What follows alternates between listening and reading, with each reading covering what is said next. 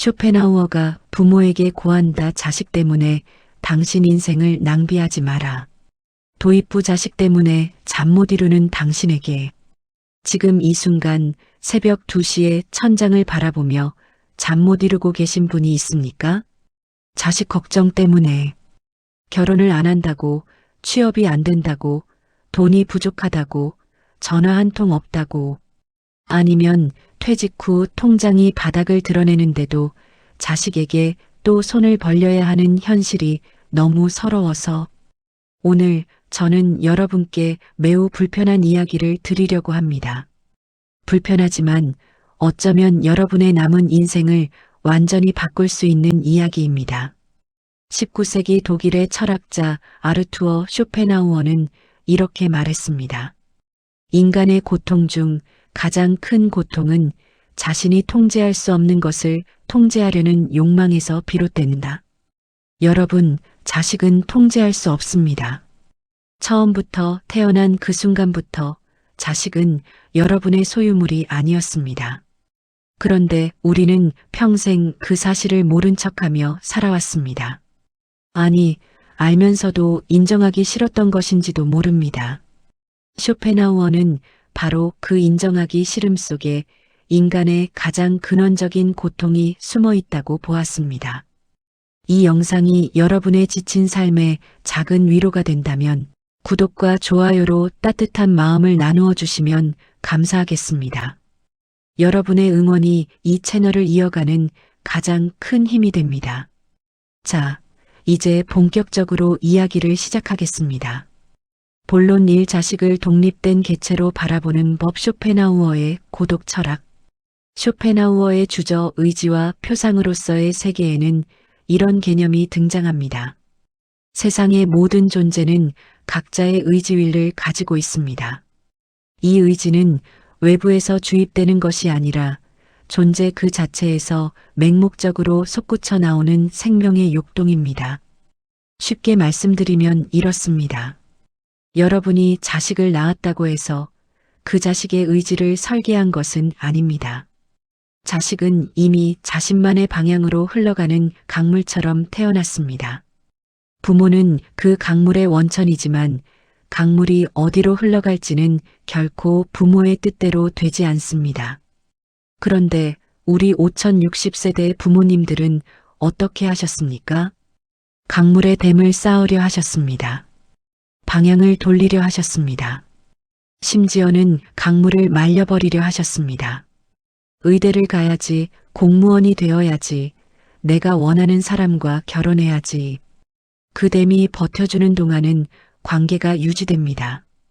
그러나 결국 강물은 댐을 넘거나 돌아가거나 기어이 새어나옵니다. 그때 부모는 배신감을 느낍니다. 그런데 배신한 것이 누구입니까? 자식입니까?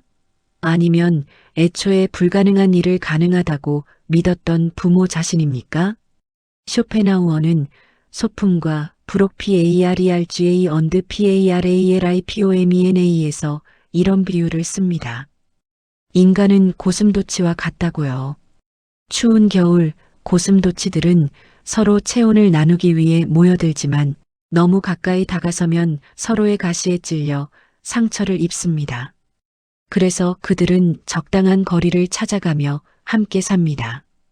이것이 인간관계의 본질이라고 쇼펜하우어는 말합니다. 부모와 자식 사이도 예외가 없습니다. 너무 멀어도 냉기에 얼어붙고 너무 가까워도 가시에 찔립니다. 그 적당한 거리를 찾는 것이 성숙한 부모의 지혜입니다. 그런데 많은 부모님들이 가시에 찔리면서도 피를 흘리면서도 자꾸만 더 가까이 다가가려 합니다. 왜냐하면 그것이 사랑이라고 배웠기 때문입니다. 하지만 쇼펜하우어는 냉정하게 반문합니다. 찔리는 것을 참으면서 다가가는 것이 진짜 사랑입니까? 아니면 집착입니까? 자식을 독립된 객체로 바라본다는 것은 자식을 포기하는 것이 아닙니다. 자식이 걸어가는 길을 존중하는 것입니다. 그리고 그 길이 내 뜻과 달라도 그것이 그 아이의 의지라는 사실을 받아들이는 것입니다. 이 받아들임이 없는 한 부모의 고통은 끝나지 않습니다. 쇼펜하우어식으로 말하자면 이것은 감정의 문제가 아니라 철학적 인식의 문제입니다. 자식의 삶과 나의 삶은 처음부터 다른 이야기였습니다. 지금이라도 그 사실을 분명히 깨달으셔야 합니다. 본론 이 부모의 희생이 자식을 망치는 이유의지의 맹목성 비판. 이번에는 조금 더 불편한 이야기를 드리겠습니다. 마음의 준비를 하시고 들어주십시오. 여러분은 자식을 위해 많은 것을 희생하셨습니다. 먹고 싶은 건 못 드시고, 입고 싶은 건 못 입으시고, 가고 싶은 곳 못 가시고, 그 모든 것을 자식의 이름 앞에 바치셨습니다. 그런데 쇼펜하우어는 이렇게 묻습니다. 그 희생이 과연 자식을 위한 것이었습니까? 이 질문이 너무 가혹하게 느껴지신다면 잠시만 멈추고 솔직하게 생각해 보십시오. 자식이 성공하면 내가 기뻤습니다. 자식이 실패하면 내가 고통스러웠습니다. 자식의 결혼에 내가 의견을 냈고 자식의 직장에 내가 걱정을 했습니다. 이 모든 것의 주어는 누구입니까? 자식입니까? 나입니까? 쇼펜하우어가 말하는 의지의 맹목성이란 이것입니다. 인간의 의지는 논리적으로 작동하는 것이 아니라 본능적이고 맹목적으로 작동합니다. 인간은 자신의 욕구를 충족시키기 위해 수많은 합리화를 만들어냅니다. 부모의 희생도 그 맹목성의 한 표현일 수 있습니다. 나는 자식을 위해 희생한다고 믿지만 실제로는 자식을 통해 나의 꿈을 이루고 싶다. 자식이 잘 되어야 내가 인정받는다. 자식이 나를 돌봐줘야 나의 노후가 안전하다는 욕구가 그 이면에 숨어 있을 수 있습니다. 이것이 틀렸다고 말하는 것이 아닙니다. 인간이니까 그럴 수 있다는 것입니다. 하지만 그것을 순수한 희생이라고 포장할 때 문제가 생깁니다. 자식에게 나는 너를 위해 모든 것을 바쳤다고 말하는 순간 그 말은 자식에게 어마어마한 빚을 지우는 말이 됩니다.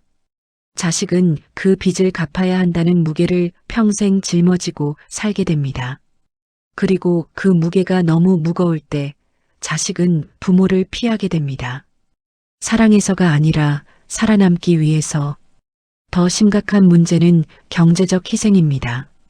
우리 세대 부모님 중 상당수가 노후 자금을 자식 교육비와 결혼 자금으로 소진하셨습니다. 강남 학원비, 유학 자금, 전셋집 보증금, 결혼 예물과 예단. 이것은 과연 현명한 선택이었을까요? 쇼펜하우어는 이렇게 말합니다. 자신을 돌볼 수 없는 사람이 다른 사람을 진정으로 돌볼 수 있겠냐고. 자신의 그릇이 비어 있으면 다른 이에게 무언가를 담아줄 수 없다고. 노후가 준비되지 않은 부모는 결국 자식에게 짐이 됩니다. 이것은 가혹한 말이 아니라 현실입니다. 그리고 그 짐을 진 자식은 행복하지 않습니다. 그러니 결국 부모의 지나친 희생은 자식을 행복하게 하지도 부모 자신을 행복하게 하지도 않는 결과를 낳습니다. 비행기에서 산소 마스크가 내려오면 어떻게 하라고 합니까? 내 마스크를 먼저 쓰고 그 다음에 옆 사람을 도우라고 합니다. 자식에게도 마찬가지입니다. 여러분이 먼저 튼튼해야 합니다. 경제적으로, 정신적으로, 육체적으로. 그것이 자식을 위한 가장 현명한 선택입니다. 또 한 가지, 자식에게 모든 것을 해주는 부모 밑에서 자란 자식이 어떻게 되는지 생각해 보십시오. 고난을 이겨내는 법을 배우지 못합니다. 실패를 겪어보지 못했으니 회복하는 법도 모릅니다. 무언가를 스스로 쟁취해 본 경험이 없으니 성취감도 느끼지 못합니다. 쇼펜하우어가 말했듯 인간은 저항 없이는 성장하지 않습니다. 나비가 고치를 스스로 뚫고 나와야 날개가 강해지듯 자식도 스스로 헤쳐나가는 과정 속에서 단단해집니다. 부모가 고치를 잘라주면 나비는 날지 못합니다. 본론 3자녀에게 물려줄 최고의 유산은 재산이 아닌 지혜다. 요즘 상속 문제로 자녀들과 갈등을 겪는 부모님들이 많습니다. 생전에 재산을 미리 나눠주어야 하느냐, 가지고 있다가 사후에 물려주어야 하느냐, 큰 아이에게 더 줘야 하느냐, 막내에게 더 줘야 하느냐. 이 이야기를 하기 전에 쇼펜하우어가 유산에 대해 어떻게 생각했는지 살펴보겠습니다. 그는 소품과 부록에서 이렇게 씁니다. 재산을 물려받은 사람은 재산을 만드는 방법을 배우지 못한다. 그래서 물려받은 재산은 결국 사라지지만 재산을 만드는 능력은 언제나 새로운 재산을 만들어낸다. 재물을 주는 것은 물고기 한 마리를 주는 것이고 지혜를 주는 것은 낚시하는 법을 가르쳐 주는 것이다. 현명한 부모는 물고기를 주지 않는다. 쇼펜하우어가 직접 이 문장을 쓴 것은 아닙니다만 그의 철학을 한 문장으로 압축하면 이렇게 됩니다. 실제로 그가 강조한 것은 인식의 힘입니다. 세상을 있는 그대로 꿰뚫어 보는 힘, 욕망의 본질을 이해하는 힘, 고통을 회피하지 않고 정면으로 마주하는 힘. 이것이 재산보다 훨씬 더 가치 있는 유산이라고 그는 보았습니다. 그렇다면 지혜를 물려준다는 것은 무엇입니까? 말로 가르치는 것이 아닙니다. 잔소리로 전달되는 것이 아닙니다. 지혜는 삶으로 보여주는 것입니다. 부모가 어려운 상황에서도 품위를 잃지 않는 모습을 보여주는 것. 돈이 없어도 감사하며 사는 모습을 보여주는 것. 실패해도 다시 일어서는 모습을 보여주는 것. 나이 들어도 배우기를 멈추지 않는 모습을 보여주는 것. 이것이 어떤 아파트 한 채보다 어떤 주식 계좌보다 더 큰 유산입니다. 한 가지 구체적인 이야기를 드리겠습니다. 어떤 부모가 평생 모은 재산 5억 원을 자식 셋에게 나눠주었습니다. 자식들은 처음에는 기뻐했지만 5년이 지나지 않아 그 돈은 모두 사라졌습니다. 그리고 부모는 노후 자금이 없어 자식들에게 손을 벌려야 하는 처지가 되었습니다. 자식들은 이제 부모를 부담으로 여깁니다. 반면 다른 부모는 재산은 많지 않았지만 자식들에게 절약하는 법, 감사하는 법, 어떤 상황에서도 유머를 잃지 않는 법을 몸소 보여주었습니다. 그 부모의 자식들은 스스로 성공을 이루었고 노부모를 기꺼이 봉양했습니다. 부모가 가르쳐준 정신적 자산이 물질적 자산보다 훨씬 더 강력했기 때문입니다. 쇼펜하우어는 또 이런 말을 남겼습니다. 인간의 의지는 끝없이 무언가를 원하지만 그 원하는 것을 얻어도 잠시 후에는 또 다른 것을 원하기 시작한다. 재산이란 이 욕망의 불꽃에 던져지는 장작에 불과하다. 잠깐 크게 타오르다 이내 사그라든다. 그러므로 재산으로 행복을 사주려는 시도는 애초에 불완전한 사랑의 방식입니다. 진정한 사랑은 자식이 스스로 행복을 만들어내는 능력을 키워주는 것입니다. 또 하나 덧붙이겠습니다. 상속을 둘러싼 갈등에서 많은 부모님들이 상처를 받으십니다. 재산 때문에 형제들이 싸우고 부모를 공격하고 관계가 무너집니다. 쇼펜하우어의 시각으로 보면 이것은 의지의 충돌입니다. 각자가 자신의 욕망을 앞세우는 것입니다. 그리고 그 욕망의 불꽃에 기름을 붓는 것이 바로 재산입니다. 재산을 남기지 않으면 싸움도 없습니다. 여러분이 건강하고 행복하게 오래 사시는 것이 자식들에게 재산, 한 푼 더 남기는 것보다 훨씬 더 가치 있는 일입니다. 결론, 이제는 자식이 아닌 나의 인생을 살아야 할 시간. 지금까지 쇼펜하우어의 철학을 빌려 꽤 불편한 이야기를 드렸습니다. 여러분 중에는 불쾌하신 분도 계실 것입니다. 그러나 저는 여러분을 아프게 하려는 것이 아니라 여러분이 남은 인생을 더 자유롭고 당당하게 살기를 바라기 때문에 이 이야기를 드린 것입니다. 쇼펜하우어는 인생의 후반부에 대해 이런 통찰을 남겼습니다. 젊음은 욕망의 시대이고 노년은 인식의 시대이다. 욕망에서 자유로워질 때 인간은 비로소 자신을 볼 수 있다. 5060세대는 욕망의 시대를 충분히 살아오셨습니다. 가족을 위해, 회사를 위해, 자식을 위해 뜨겁게 달려오셨습니다. 이제는 인식의 시대입니다.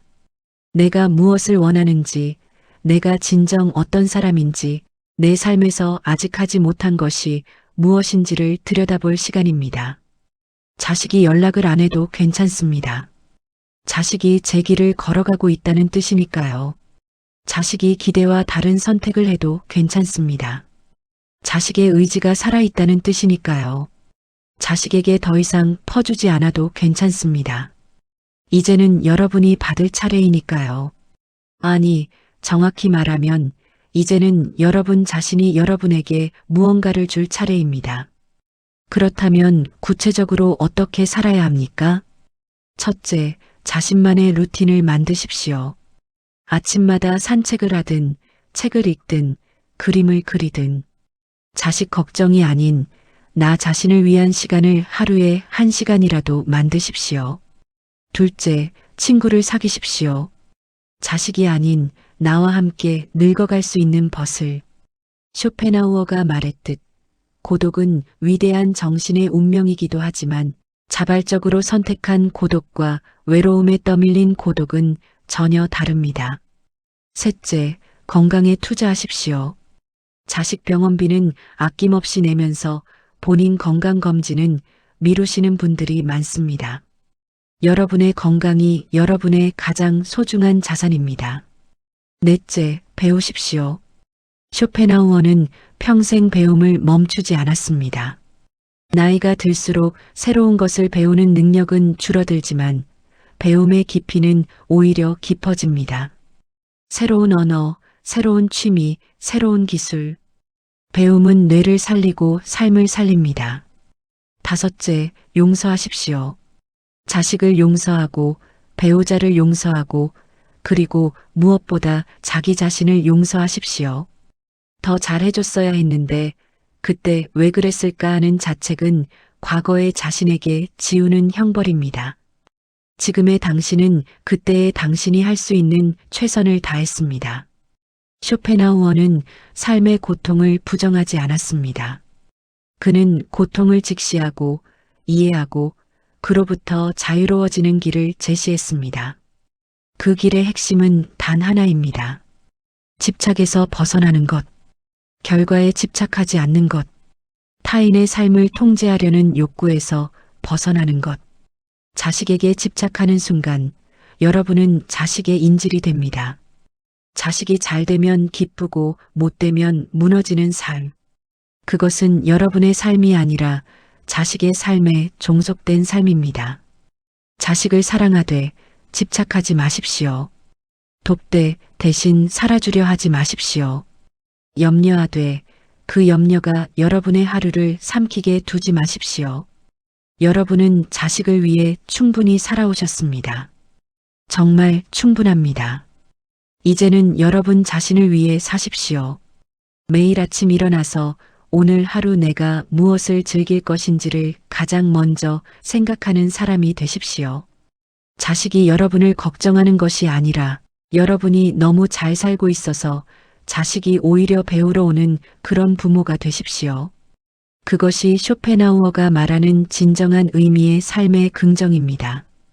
욕망의 사슬에서 벗어나 인식의 빛 속에서 나 자신으로 완전하게 존재하는 것.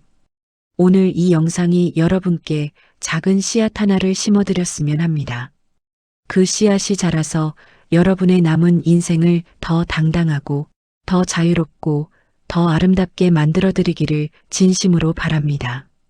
쇼펜하우어의 마지막 말로 오늘 영상을 마치겠습니다. 인생의 첫 40년은 본문이고 다음 30년은 그 본문에 대한 주석이다. 여러분의 인생은 지금 가장 풍부한 주석을 쓸 수 있는 시간입니다. 그 주석을 자식 걱정으로 채우지 마십시오. 여러분 자신의 이야기로 가득 채우십시오. 감사합니다. 다음 영상에서 또 뵙겠습니다.